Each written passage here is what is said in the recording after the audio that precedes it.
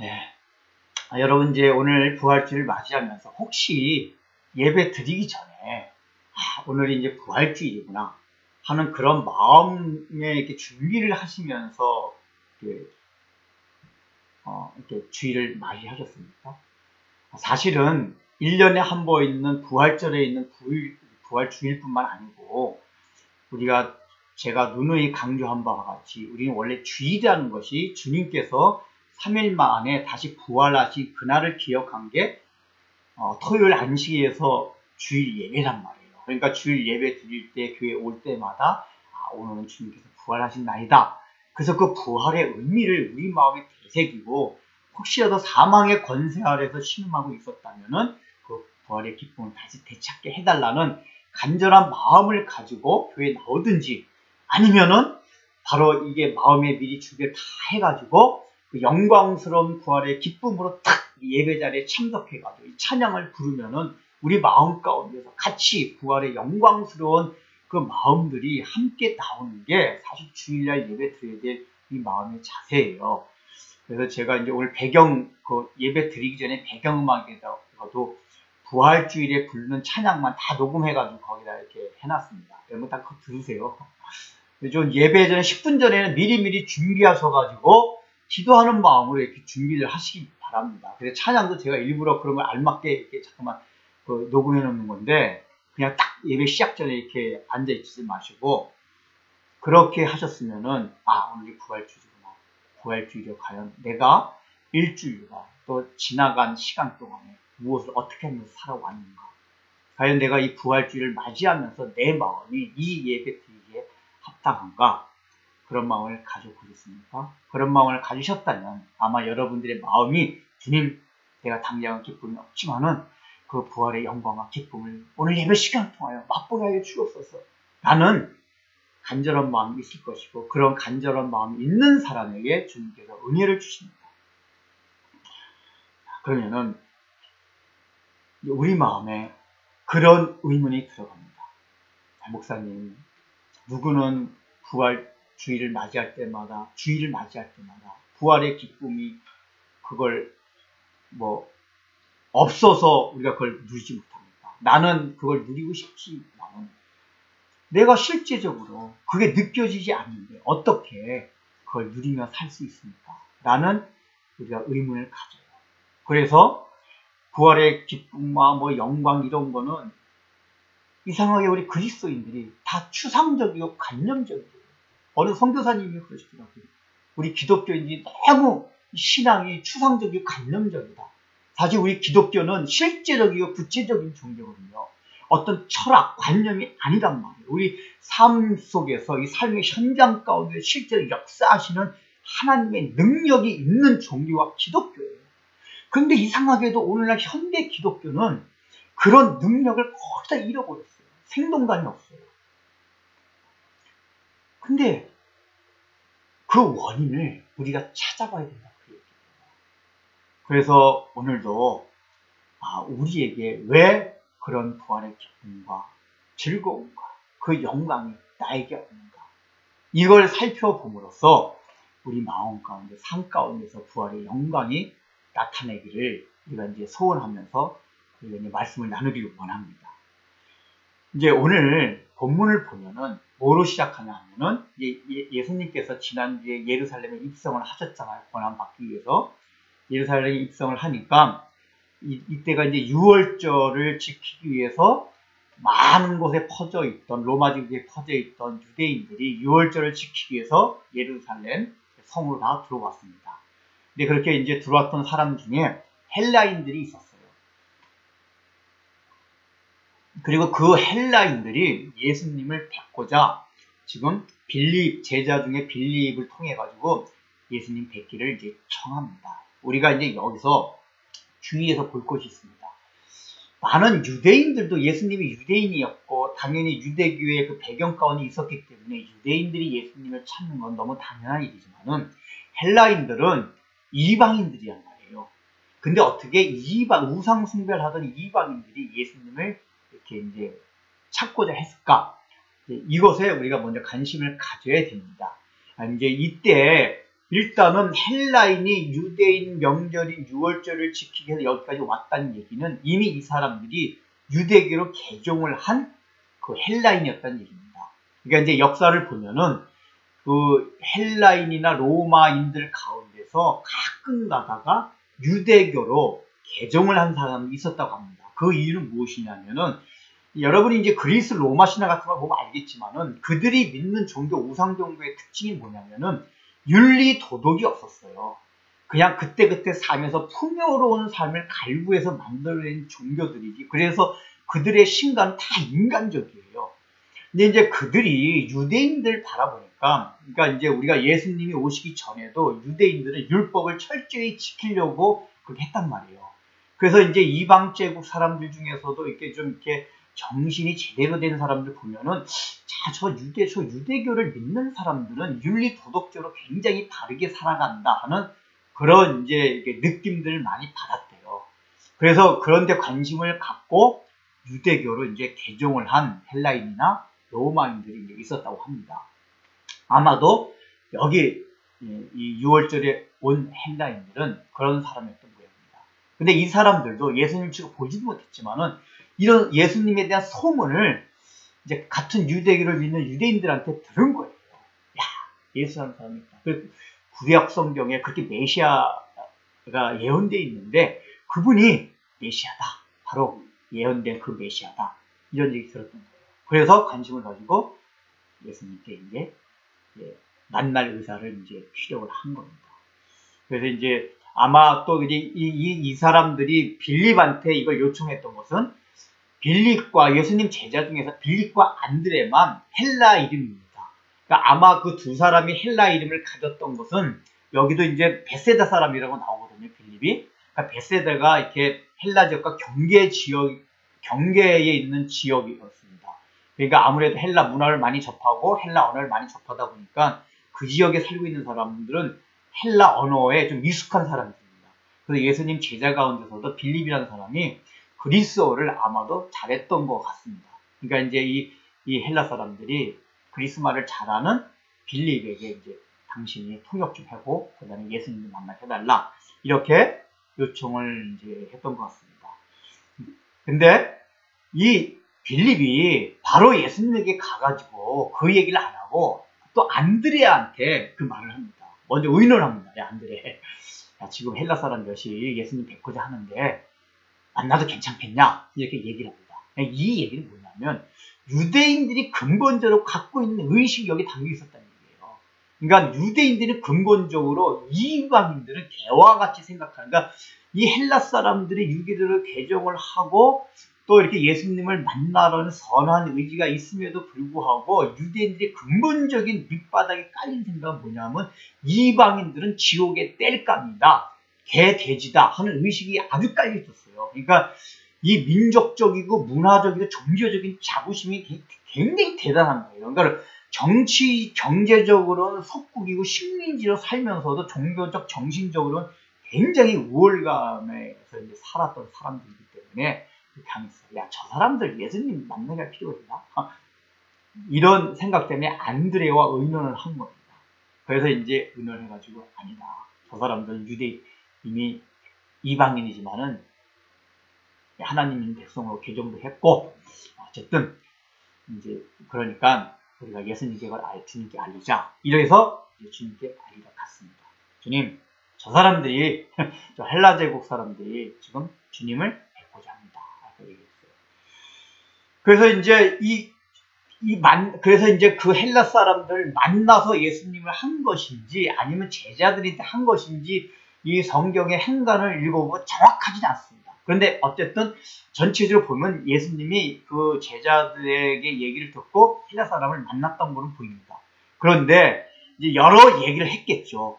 근데 예수님께서 그 헬라 사람들이 예수님을 만난다고 하는 제자들의 요청을 받고 한 첫마디가 뭐였냐면은 여기 뭐라고 나오죠? 예수께서 23절에 보면은 예수께서 대답하여 이르시되 인자가 영광을 얻을 때가 왔도다. 그렇게 얘기를 해요. 그러니까 우리가 상식적으로 생각한다면 일반적인 게 이제 우리 이 대화를 이어간다는 이 일반적인 생각을 한다면은 어떻게 예수님께서 말씀하셔야 되냐면 헬라인들이 나를 보고자 해? 그러냐? 그럼 그들을 데리고 와라. 이런 말씀을 하셔야 된단 말이에요. 그런데 예수님께서는 그러니까 이 말씀을 안 하시고 먼저 제자들한테 한 알의 밀이 땅에 떨어져 죽지 아니하면 그대로 있고 죽으면 많은 열매를 맺느냐고 말씀을 하시고 나서 다른 말씀을 하십니다. 그러니까 이 말씀을 하시고 나서 헬라 사람들 불렀는지 아마 그렇게 부른 거로 이렇게 추정은 됩니다. 근데 적어도 처음에는 첫 말이 뭐예요? 엉뚱한 대답, 동문서답을 하시는 거예요. 데리고 와라. 나 지금은 그 사람들 만나기 싫다. 뭐 이런 예스와 노를 대답을 하셔야 되는데 그거와 전혀 상관없는 뜬금없는 말씀을 하십니다. 그러면은 이 말씀을 왜 하셨을까요? 바로 예수님께서 말씀하신 동문서답 같은 이 말씀은 23절에 있는 말씀은 헬라인들이 예수님을 뵙고자 하는 그 요청 가운데 거기에 답이 될 수 있는 말씀이기 때문에 이 말씀을 하셨다 그 얘기예요. 우리가 그냥 생각하면 아니 어떻게 23절에 이 말씀 즉 미랄에 대한 얘기가 헬라인들이 예수님을 만난다고 하는 것과 연관이 되느냐라고 생각하겠지만은 설명을 들어보면 그렇구나 하면서 알 수가 있습니다. 그렇다면 이제 그 설명을 드리고자 합니다. 여러분은 한 알의 미랄이 떨어져 죽지 아니하면 그대로 남고 또 죽으면 많은 열매를 맺는다. 이거는 우리가 너무 잘 아는 얘기입니다. 우리뿐만 아니라 교회를 다니지 아니하는 사람들도 너무 잘 아는 얘기고 이것들을 굉장히 인용을 많이 합니다. 어떤 거죠? 희생해라. 희생해야지만이 많은 열매가 있다. 이런 걸 알고 있단 말이에요. 그런데 이제 예수를 안 믿는 사람들은 예수님의 희생을 통해 가지고 정말 우리가 구원을 받았다는 여기에 초점을 두지 아니하고 그 뒤에 있는 교훈, 사람이 예수란 분이 그런 말씀을 하셨어. 사람이라는 건 희생을 하고 헌신을 해야지 많은 열매가 있고 이 사회가 참 좋게 돌아가게 돼 있다라고 얘기를 합니다. 물론 그런 의미도 포함되긴 했지만은 가장 첫 번째 예수님이 이 말씀을 하신 의도가 무엇입니까? 지금 주님께서 예루살렘에 입성을 하신 건 고난받으러 죽으시러 들어오신 거예요. 이 말씀을 표현을 달리 해가지고 유대인들이 그 당시에 농사짓던 방식에서 그 방식을 비유로 들어가지고 설명을 한 겁니다. 즉 예수님께서 지금 예루살렘에 입성을 해서 고난받으시고 죽는 건 뭐냐? 미랄과 같은 역할을 하는 거다 그 얘기예요. 그냥 죽는 게 아니라 내가 죽긴 죽는데 많은 열매를 맺기 위해서 죽는 것이다. 다른 말로 하면은 내가 많은 열매를 내가 죽지 아니하면은 열매가 나올 수가 없다. 내가 반드시 죽어야만 열매를 맺기 위해서 내가 반드시 죽어야만 한다. 이것을 알려준 겁니다. 그런데 예수님이 바로 희생을 해가지고 얻는 열매 가운데 가장 중요한 게 뭐냐?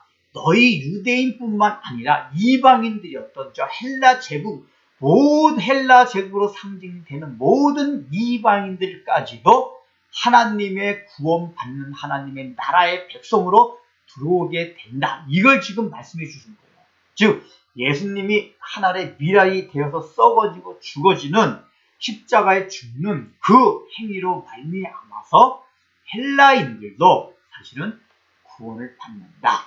그러니까 사실은 이게 예수님이 헬라인을 만나겠다는 그런 허락의 말씀이지만은 그거를 첫 번에 비유로 이렇게 말씀하십니다. 그러니까 거기에 대한 답을 이렇게 해주신 거예요. 얘들아, 너희들은 지금 알지 못하겠지만 이제 얼마 안 있으면 내가 죽고 나서 이 사람들 예수님 부활하실 것 같이 생각지도 못했겠지만 우리 역사를 알잖아요. 예수님 죽으셨다가 부활하시고 승천하셔서 그 다음에 제자들이 성령 강림을 통해 성령 받은 다음에 로마 제국내로 실제로 이 많은 열매들이 뻗어나가기 시작했어요. 유대인에게만 머물렀던 이 하나님의 사랑과 은혜가 전 세계로 퍼져나가기 시작했습니다. 그때 제자들이 깨달은 거예요. 예수님께서 그렇게 죽으셨기 때문에 이방인들이었던 이들에게도 이렇게 복음이 전해지고 저들도 우리와 한 지체요 한 형제와 자매가 되는 것이구나. 이걸 깨달았다 그 얘기입니다. 그래서 이 헬라 사람들이 등장을 한 것은 이게 요한복음에만 나오는 것이거든요. 네, 즉 요한은 이 헬라 사람들이 등장해서 예수님을 만나고 싶어 했다는 이걸 통해서 이방 가운데서도 진리에 대한 갈급함이 있는 사람들은 누구든지 예수님의 십자가 희생을 통해서 그 구원을 받을 수 있는 길이 열렸다 하는 것을 지금 보여주고 있습니다. 자, 그러면은 이 미랄이 땅에 떨어져 죽는다는 행위 안에는 죽고 그러면 많은 열매가 맺는다 행위는 두 가지 내용이 포함이 되어 있습니다. 첫 번째 무엇이죠? 하나는 죽는 거예요. 죽는 거. 그러니까 이건 예수님께서 고난을 당하시고 십자가 죽는 것을 말합니다. 그래서 우리는 이제 여기에 초점이 맞춰져서 말씀을 전하다 보면은 우리가 죽자, 희생하자, 여기에 이제 우리가 포커스가 이제 됩니다.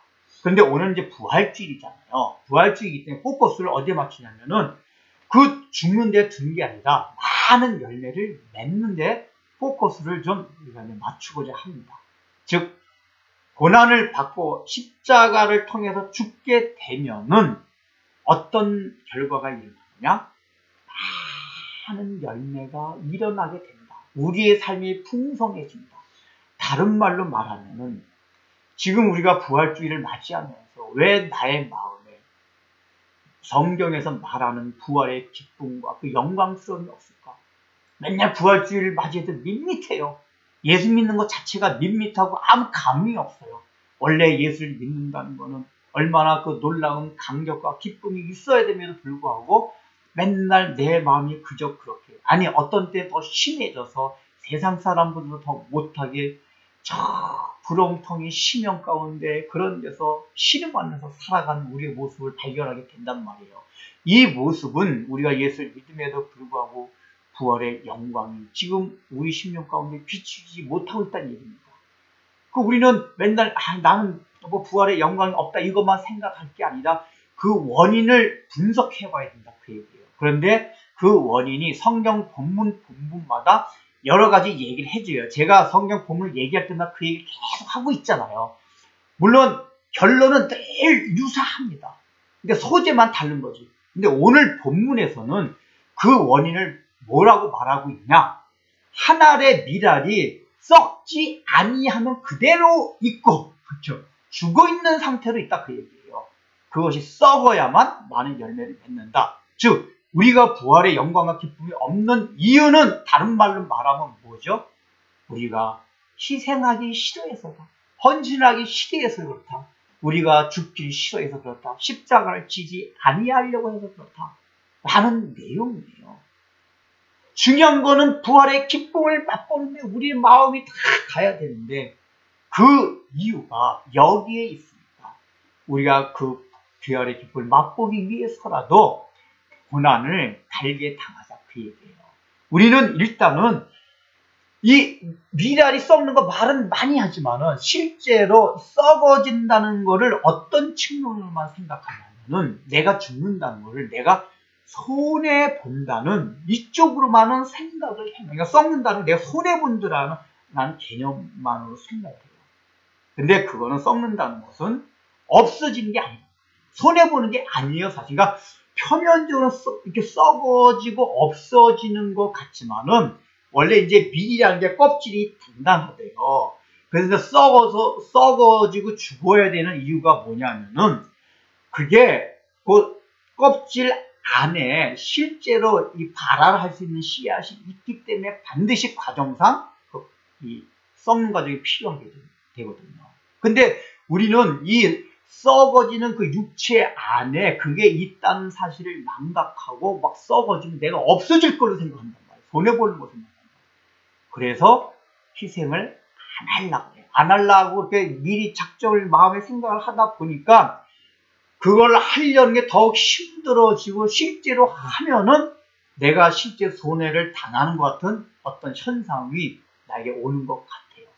그러나 성경의 원리는 그렇지가 않다는 거예요. 그래서 제가 이제 설교 준비하면서 그 전에 봤던 어떤 뉴스가 있어가지고 이렇게 다시 기억을 되담아가지고 찾아봤는데 그냥 찾지는 못했는데 그 수치는 기억을 못하는데 이제 미국의 이제 학자들이 연구를 한 바에 의하면은 여러분들도 아마 들으셨을 겁니다. 이게 즐거운 마음으로 희생을 하려는 사람, 그러니까 타고나기를 이게 좀 희생적인 사람이 있잖아, 성향상. 그러니까 성향상 좀 이기적이고 개인적인 사람이 있고, 예술 믿든 안 믿든 성향상 그런 사람이 있고, 또 성향상 굉장히 좀 희생적이고 헌신을 좋아하는 사람들이 있어요. 근데 이 건강지수, 면역지수 이런 걸 보면은 행복한 건 말할 것도 없고, 면역지수조차도 타고나기를 희생하기를 좋아하는 사람은 그게 굉장히 건강하대요. 그러니까 이 우리의 유전자 속에는 이미 사람이 우리를 만들 때부터 뭐냐면, 우리는 희생하고 헌신하고 다른 사람을 위해서 살려고 할 때, 나 자신을 희생하려고 할 때 실제로는 우리가 유익하게 되게끔 이미 우리 유전자가 돼 있는 거예요. 그런데 우리가 죄성 때문에 그걸 회피하려고 하는 거지. 그게 사실은 희생하려고 하는 사람들 실제 유익이 더 크다. 그리고 말할 것도 없이 그 사람들의 삶이 굉장히 행복하고. 그래서 우리가 예수를 안 믿는 세계에서 그렇잖아요. 나이가 들어갈수록 행복한 사람들은 이렇게 희생을 많이 하는 사람들이에요. 손해를 잘 감당하는 사람들입니다. 근데 이게 희생적이지 않고 이기적이나 이렇게 개인적인 사람, 개인주의적인 사람들은 돈은 많이 벌 수가 있어요. 쌓아놓은 거 많이 쌓아놓을 수가 있어요. 근데 그런 사람의 특징이 친구를 잃어버려요. 근데 사람은 늙어갈수록 친구가 필요합니다. 그러니까 이제 요즘 이게 젊은이들 중에 이렇게 이렇게 전문적인 직업을 가진 사람들은 결혼을 안 하려고 하는 사람이 있어요. 그러니까 이제 어떻게 하다 보니까 결혼을 못 하는 거 말고, 시기를 놓쳐서 하는 거 말고, 의지를 가지고 안 하려고 하는 사람도 있어요. 이게 사는 게 너무 편하고. 그러니까 이제 개인주의적인 성향이 강하다 보면 내가 왜 결혼해서 구태여 매워가지고 시댁에 모이고 남편한테 매이고 아내한테 매이고, 나 그런 사람 싫다. 나는 어차피 직장도 좋아가지고 돈 한 달에 1,000만 원씩 벌고, 괜히 남편 아내 있으면 더 내가 이거 가지고 취미생활하고 자식도 없어요. 얼마나 즐겁게 살아갔습니까. 이렇게 한단 말이에요. 근데 이런 사람들이 북유럽에서 그런 걸 느끼잖아요. 돈은 있고 모든 건 갖춰졌는데 외롭대요, 굉장히.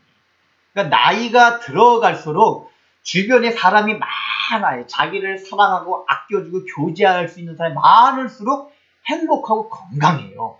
근데 그런 사람의 특징이 뭐냐면, 젊었을 때부터 다른 사람을 위해서 희생하고 손해본 사람들이 나이 들어서 주변에 사람이 많은 거란 말이에요. 그냥 이건 예술 안 믿어도 일반적으로 생각할 수 있는 거란 말이에요. 근데 어리석게도 우리가 잘 그러지 못한다.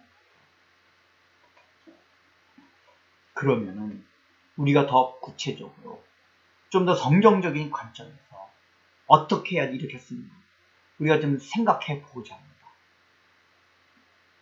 원래 이 희생이란 단어, 그러니까 미달이 죽는다는 게 이제 희생한다는 거잖아요. 근데 희생한다는 단어가 원래는 영어로 sacrifice잖아요. sacrifice라는 게 그 라틴어 어원이 뭐냐면, sacri라는 게 신성한, 그 다음에 이제 fice가 뭐뭇으로 이렇게 되게 하다, 그런 뜻이 있대요. 이게 왜 이제 이 희생이란 단어가 그렇게 어원이 됐냐면은, 원래 희생이란 단어가 시작된 게 옛날에는 고대 사회에서는 다 이게 제사를 이렇게 희생 제물을 드렸잖아요. 이게 구약의 제사에서 문화적으로 보면 사실 노아가 처음에 노아 방주에 나온 이후부터 희생 제사를 드렸어요. 그렇기 때문에 노아 이후로 사람들이 다 퍼져 나가면서 예수를 하나님을 아는 백성이든 믿지 아니하던 백성이든 상관없이 문화적으로 보면은 희생 제사를 드린 문화가 전 인류에 공통적으로 있어요. 그러니까 이게 인류 문화학자들이 참 아주 이상하게 생각하는 거예요. 모든 인류가 어떻게 공통적인 그런 문화가 있을까?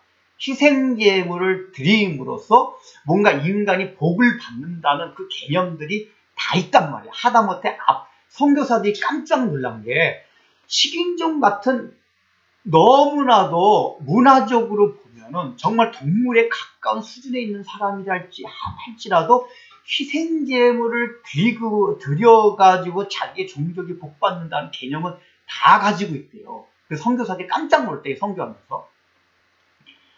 그러니까 그렇게 이제 희생제물 드림으로써 이게 고대 사람들에게 뭐냐면, 희생하면은 딱 딱 뭐냐면 희생 제물이 희생이라는 단어를 떠오르게 한 거란 말이에요. 근데 희생 제물 드릴 때는 제사장이 이렇게 제사를 지낼 때 예배를 드릴 때 드렸단 말이에요. 이 얘기는 뭐냐? 제사를 지낸다는 거는 다 거룩한 거, 신성한 거였단 말이에요. 거기서 뭐냐? 희생 제물이 거룩하다. 희생 제물을 드린 거는 거룩한 행위다. 신성한 행위다. 그래서 희생이란 단어는 바로 거룩하게 된 것이라는 그 언어로 희생이 됐다. 그 얘기예요. 그러면은 우리가 희생 제물이 되어서 산다는 얘기는 뭐야? 다른 말로 말하면 거룩하게 살아가는 거예요. 경건하게 살아가는 거예요. 그런데 우리는 특별히 개인주의적인 사고가 가진 사람들이 기독교 신앙을 가지게 되면 어떤 마음을 갖게 되냐면은 불교식 경건 개념을 생각해요. 그러니까 산속에 혼자도 은둔 생활을 하면서 나 혼자 이렇게 거룩하게 살아가는 거. 이게 죄 짓지 아니하고 윤리도덕적 바로 살고 이거를 거룩이라고 생각하는 경향도 있어요. 그런데 이 원래 거룩의 단어의 의미, 희생, 뭐죠? 거룩. 이 거룩이라는, 그러니까 거룩하게 된다는 희생이 거룩하다 그 얘기란 말이에요. 그렇다는 얘기 뭐냐? 성경에서 말하는 희생이라는 건 원래 뭐냐 하면은 영어의 단어와 마찬가지예요. 이게 고대 사회에서 제사 지내는 풍습에서 나온 단어이기 때문에 성경과도 사실 상통하는 거기 때문에 이 단어는 뭐냐? 거룩하게 된다는 거는 희생을 한 걸 말하는 거예요. 그래서 야고보 사도는 말해요.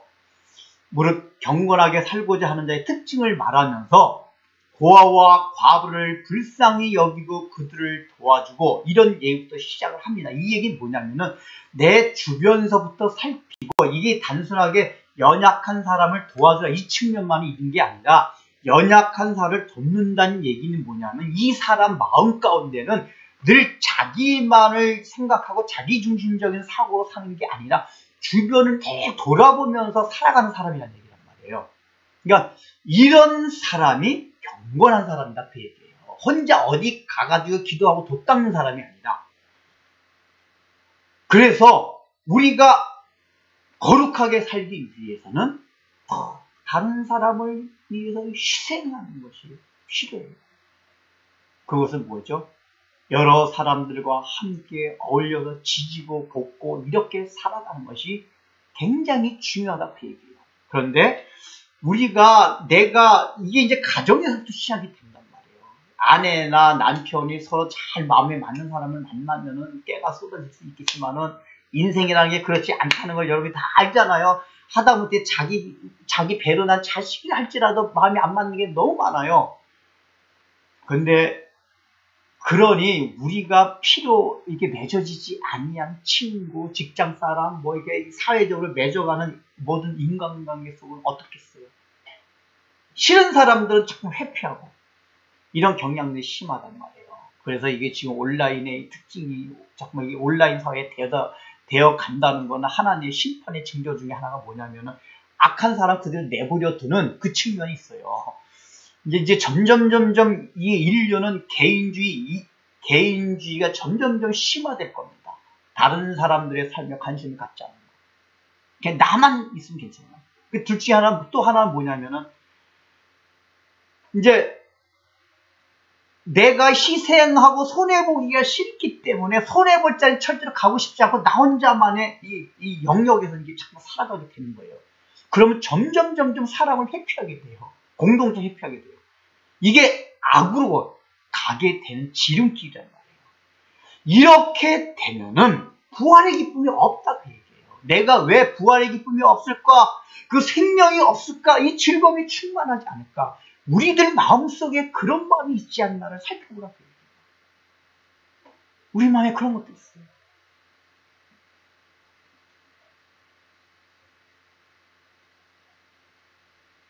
여러분들 이 하나님이 지으신 이 자연 만물도 보십시오. 이게 사람이 사는 이 사회뿐만 아니라 원래 삼위일체 하나님이 서로 희생을 해서 삼위일체가 된 거라면 희생이 없었으면 세 분이 신이에요. 성부 하나님과 성자 하나님과 성령 하나님은 희생의 마음이 없으면 삼신, 세 분의 신인데 아가페적인 사랑을 가지고 서로 희생하는 마음이 있었기 때문에 영광과 본질은 하나가 될 수 있었던 거란 말이에요. 그래서 삼위일체가 된 거예요. 그래서 이 우주 만물엔 다 삼위일체의 그 형상이 다 이렇게 심겨져 있어요. 그래서 이 천지 만물이 생태계로 돌아가는 것도 뭐냐면 자기 혼자 잘나가지고 돌아가는 건 하나도 없어요. 하나님이 지어놓기를. 그러니까 원래 죄악을 짓기 전에도 그랬는데 하나님이 인류가 죄를 짓고 난 다음에 그 자연마음의 죄의 영향을 받은 이유조차도 하나님께서는 그런 삼위일체의 형상을 따라서 이 세상이 돌아가도록 만들어놨어요. 이 자연 생태도 보세요. 우리가 보통 이제 아까 이제 밀 아래 씨가 하나 아래 밀이 썩어져 가지고 많은 열매를 맺잖아요. 그러니까 자기가 죽지 아니하면 그냥 그걸로 끝나요. 아무도 살릴 수가 없어요. 근데 그 자기 밀이 썩어요. 나무가 썩어요. 풀이 썩어요. 그럼 이제 거기서 많은 씨가 생성된단 말이에요. 그래서 주변에 많은 초원을 이루고 숲을 이뤄요. 그러면 그걸 또 누가 먹습니까? 초식동물들이 먹어요. 근데 또 그 초식동물이, 그러니까 많은 초목들이 자기가 희생을 해서 초식동물을 먹여 살립니다. 그럼 초식동물은 자기만 먹습니까? 초식동물들은 또 자기를 희생해서 육식동물의 먹이가 되어준다. 그러니까 이거를 약육강식의 그러니까 타락한 이후의 약육강식의 관점에서 생각하면은 우리가 그런 면으로 접근할 수가 있지만은 또 다른 관점에서 본다면 이건 자기가 희생되는 거예요, 지금. 그러면 초식동물이 희생을 해서 육식동물을 살려줘요. 그럼 육식동물은 또 그냥 있습니까? 다 자기가 죽으면은 그게 또 자기 육체가 분해가 돼가지고 초목들의 먹이가 돼요. 초목들은 그걸 먹고 또 자란답니다. 그러니까 이게 다 돌고 돌아가지고 서로가 서로의 도움을 받으면서 자기가 희생을 하고 또 희생을 낳고 그럼으로써 이 생태계도 돌아가도록 하나님이 다 만들어 놓으셨어요. 우리가 살아가는 사회뿐만 아니라. 이게 곰곰이 생각하면 너무 재미있고 참 신기한 게 너무 많아요.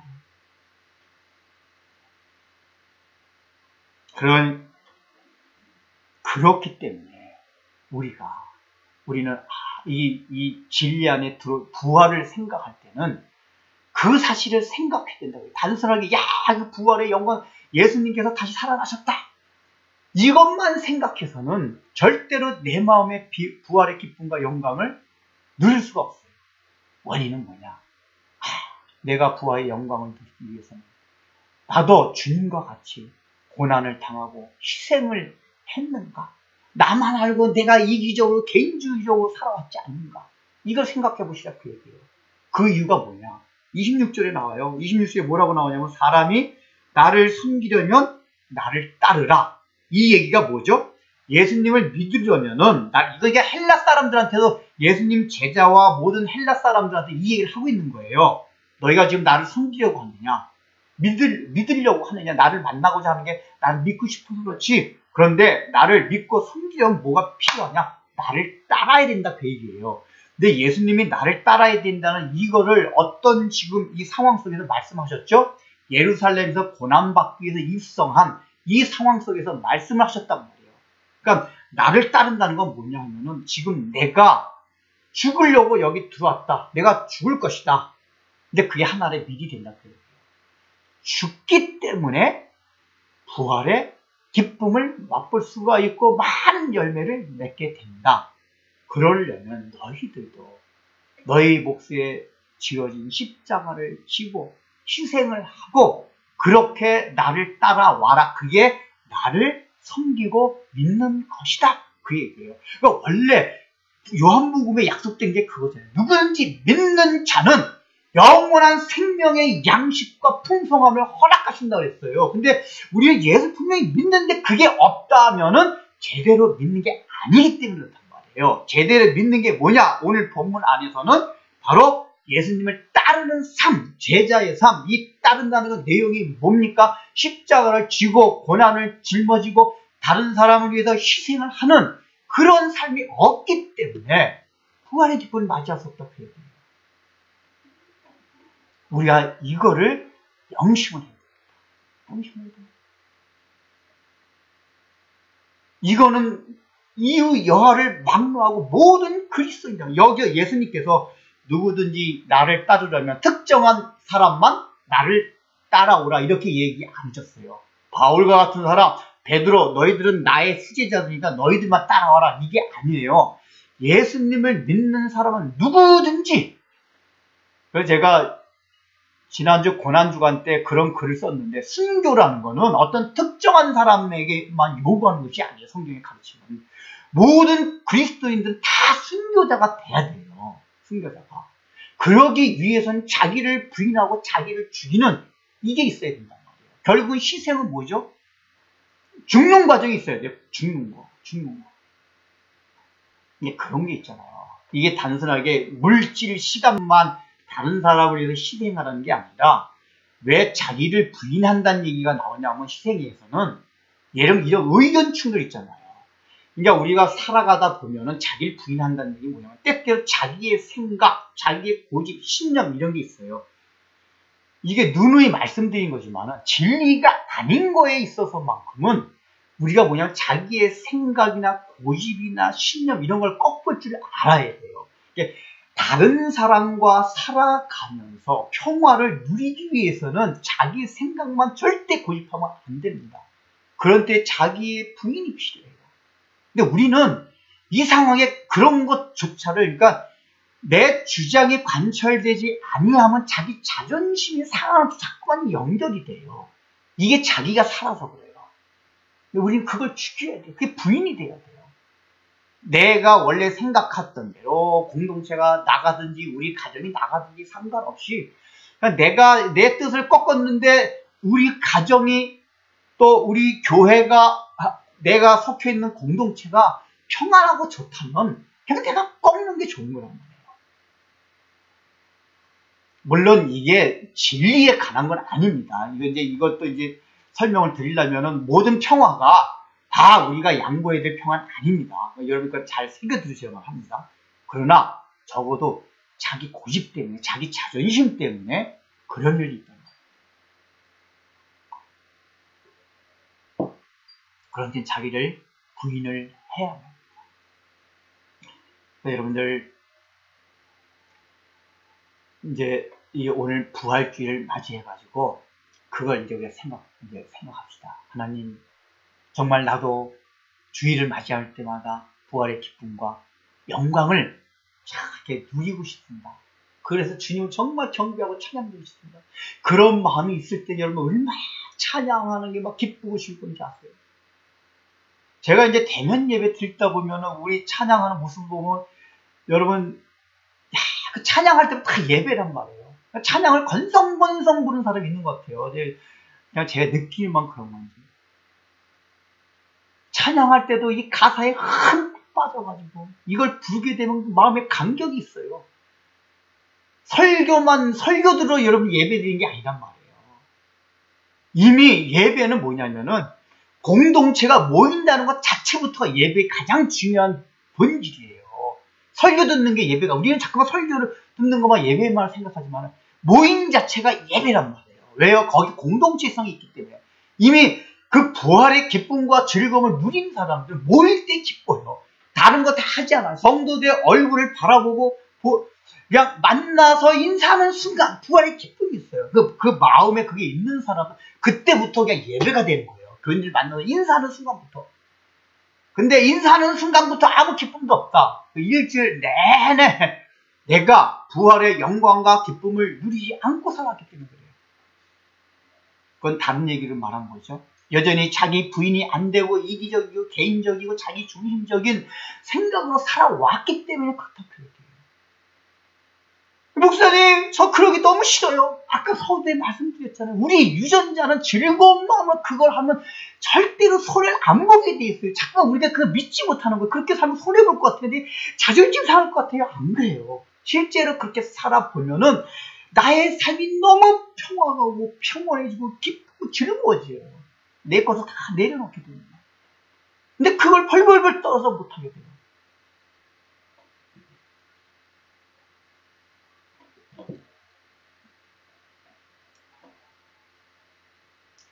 하나님은 우리를 시간과 공간 속에서 살아가게 한 이유가 바로 사랑의 사람으로, 희생의 사람으로 창조하기 위해서입니다.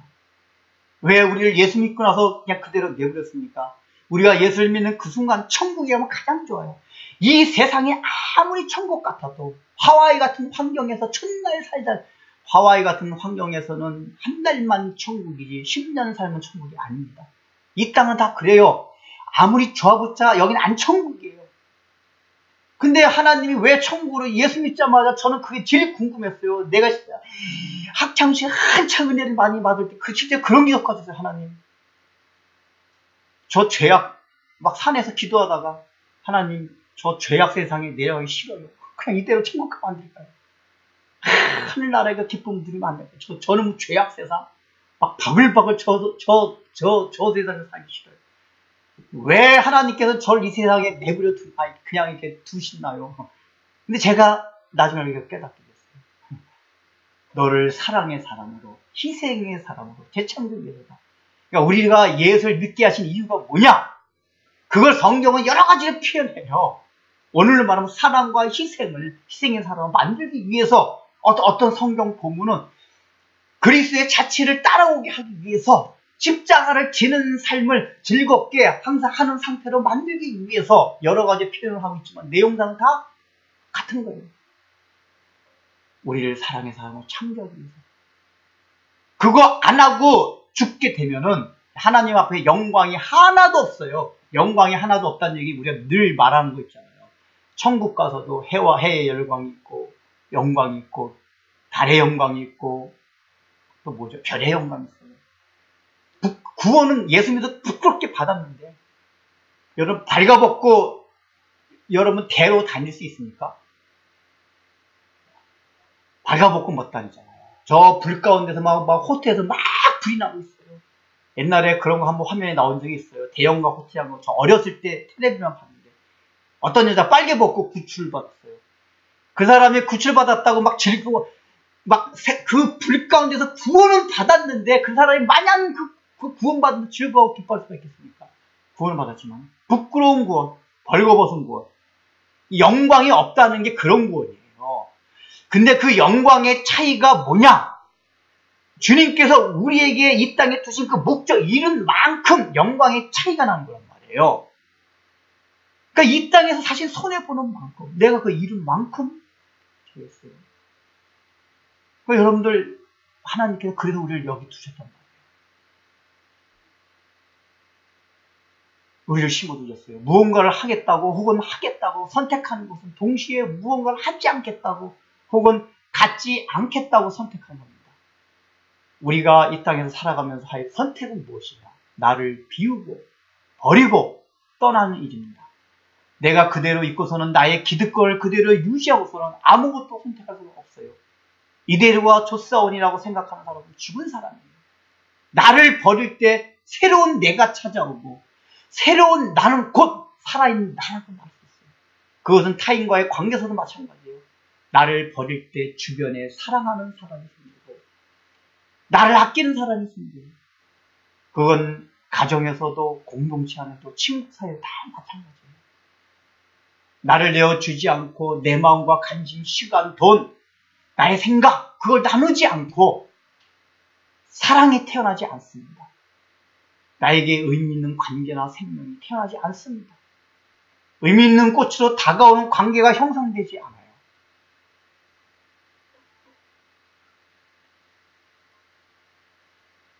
사랑만이, 생명을 낳고 희생만이, 죽음만이 우리에게 풍성함을 낳게 해줍니다. 또 자기 부인만이 좋은 관계를 낳게 해줍니다. 여러분이 이 부활주를 맞이해서 이제는 여러분 이제 내가 사는 목적 딱 그건 뭐냐? 나는 거룩하게 되기 위해서 살아가는 것이다. 이거예요. 거룩하게 돼간다는 게 뭐죠? 저 산속에 은둔 생활에서 맨날 기도하고 그게 아니란 말이에요. 지지고 볶는 저 세상 가운데 가가지고 내가 희생을 하라고 해요. 여러분 얼마나 그 생각 잘해서 내가 희생함으로써 그러면 자기도 살아나요. 자기도 기뻐지는 거예요. 근데 나뿐만이 아니라 30배, 60배, 100배 결실을 내서 내 주변에 많은 사람들이 살아나고 많은 사람들이 생명을 얻고 얼마나 기쁘시고요. 기껏 나 혼자 살려고 하다 결국은 나도 죽고 그게 얼마나 어리석고 손해보는 인생이에요. 근데 왜 그런 인생을 살아가려고 하나? 이제는 우리 마음 가운데 인생의 목적, 행복? 맞아요. 인생에 보면 행복한 건 맞아요. 하나님 우리가 행복하시려면 행복하기 위해서는 희생하라고 얘기해요. 우리는 거꾸로 행복을 희생 안 하는 삶을 행복이라고 생각하기 때문에 문제란 말이에요. 그렇게 희생을 안 해서 주어지는 행복한 삶은 결국은 파국이에요. 결국엔 파국이 되는 거예요. 희생을 함으로써 주어지는 행복만이 진정한 행복으로 끝까지 가고 그것이 모든 사람에게 퍼지는 행복이 될 수 있어요. 여러분들에게 이 부활주일을 맞이해서 그런 행복이 넘쳐나길 바랍니다. 그런 행복이 위해서 이제는 여러분들 마음 가운데 혹시라도 십자가를 회피하려고 하거나 내가 좀 희생하기 싫다 하는 마음이 있었다면 아니다. 이제 하나님께서 나를 이 땅에 두신 목적 자체가 희생하기 위해서 거룩하게 살기 위해서 다른 사람을 돌보고 내가 희생함으로써 다른 사람을 살려내고 다른 사람에게 생명을 주고 그걸 통해서 나 자신도 영광스러운 삶을 살기 위해서 이 땅에 두셨다 하는 목표를 두시고 오늘 이 시간부터 살아가는 주의 성도들이 되시기를 주의 이름으로 축원합니다.